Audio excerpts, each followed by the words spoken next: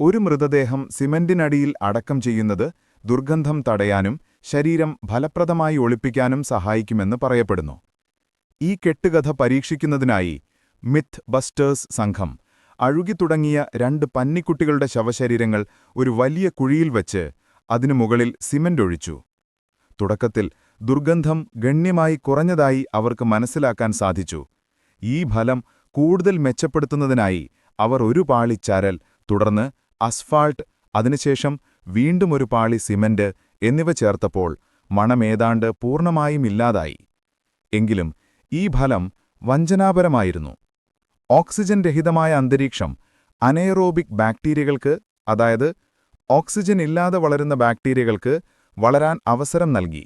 ഇത് അഴുകൽ വേഗത്തിലാക്കുകയും കാലക്രമേണ കൂടുതൽ രൂക്ഷമായതും അസുഖകരവുമായ ദുർഗന്ധമുണ്ടാക്കുകയും ചെയ്തു.